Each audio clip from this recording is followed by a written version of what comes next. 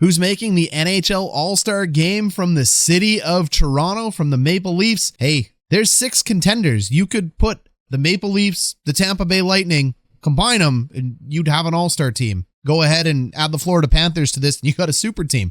Welcome to the worst sports channel on YouTube, Hot Garbage Sports, with me, Coach Ryan D. Well, what a time to be in the Atlantic Division. You're going to have 2 brutal rounds in the playoffs. Then you're going to have to play the Metro. Then you're going to have to contend for the Stanley Cup. And then you don't even get your just desserts when it comes to the NHL All-Star Game, because the NHL All-Star Game format is ridiculous. However, it's always fun to think about who's going to make the All-Star team. Now, there's 2 concepts to talk about here, Leafs Nation. Who is an actual NHL All-Star by the definition of the best player in the NHL. But that's not what the NHL All-Star Game is, which leads us to the second definition of the NHL All-Star Game is who is the best player on your team that doesn't get voted for by the fans and who's remaining in a roster of 11 players, 2 of those being goalies, to fill the space.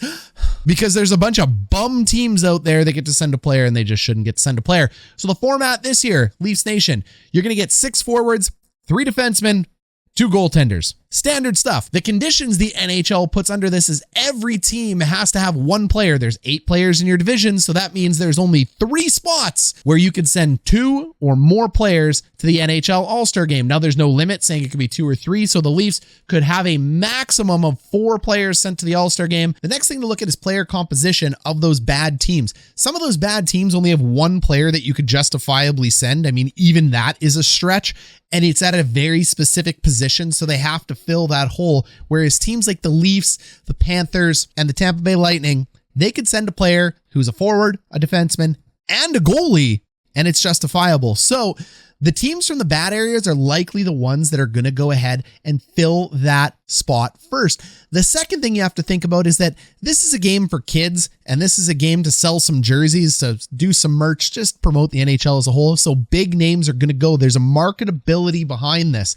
So even when players go boom and have a great year, it's not based on hockey talent. Sometimes it's based on clicks and who people are going to like. The third thing to remember is the vote. The vote, if a fan votes a player in, remember John Scott, he gets that spot, and it takes a spot away, maybe, depending on who gets voted in, from a deserving player from another team or from your team. Okay, so it's a very complex procedure. Hey, like, subscribe, and join us here, Leafs Nation, especially if you want to see my entire prediction of the NHL All-Star rosters, which is dropping tomorrow, but Leafs fans get a special preview of their own roster right now. The first spot is going to go to Auston Matthews. He is leading in NHL voting right now. Duh. We saw that coming. Matthews is going to be locked in as the captain of the Atlantic Division. That's my prediction. I don't think anybody's going to go ahead and dethrone him at this point. So Auston Matthews gets to the NHL All-Star Game as the captain, as a forward. So we've checked the box on 1 player from the Toronto Maple Leafs that has to go. It has to be Auston Matthews. It doesn't matter if Willie Nylander. Doesn't matter if Willie Nylander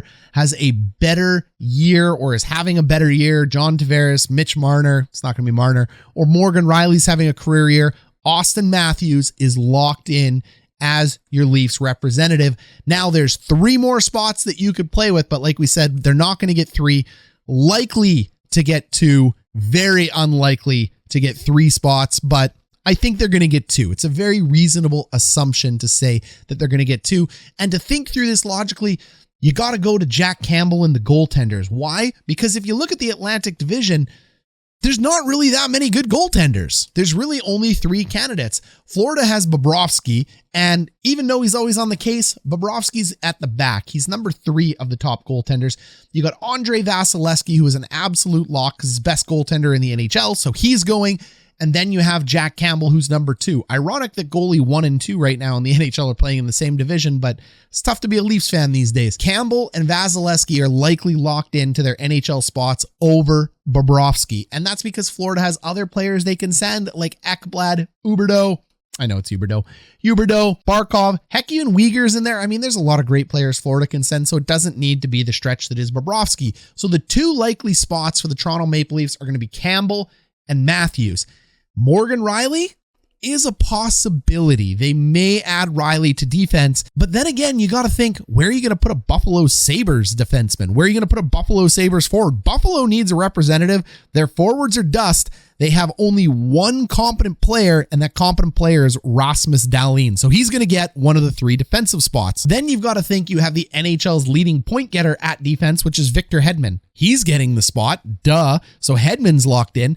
And then Aaron Ekblad is having an absolute monster career year. He's a maybe, but I think Ekblad goes over Rielly. So I'm sorry, I think Rielly gets phased out by those 3 players. Then up front, hey, Nick Suzuki's got to go for Montreal. Again, this is the problem. Montreal doesn't deserve to send a player this year. They're a terrible team. Suzuki's a great player. I love Suzuki. I've been pumping his tires forever on this channel, but Suzuki doesn't deserve to go this year. And then you have Detroit. You got Dylan Larkin. I mean, Detroit's got to send someone. It's going to be either Sidier or Larkin. You could take Ekblad out and put Mortz in there back on D, and that's pretty good. I mean, he's a damn good defenseman, but I think he's going to get snubbed because I got Ekblad, Hedman, and Dahlin ahead of him. And I only have Dahlin ahead of him again because you have to send a Sabre, and that's the only competent Sabre to send. So I think it's going to be Larkin, who has quite a lot of points this year. He's having a good year. I think Dylan Larkin ends up going from the Red Wings, but it could be Sidier. So either way, the math doesn't add up for Morgan Rielly. Then that other Ontario team has to send a player. It's going to be a forward. We know that.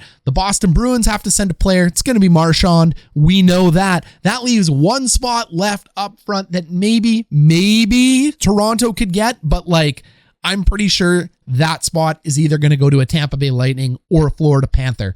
So yeah, Willie Nylander could be the 3rd Toronto Maple Leaf.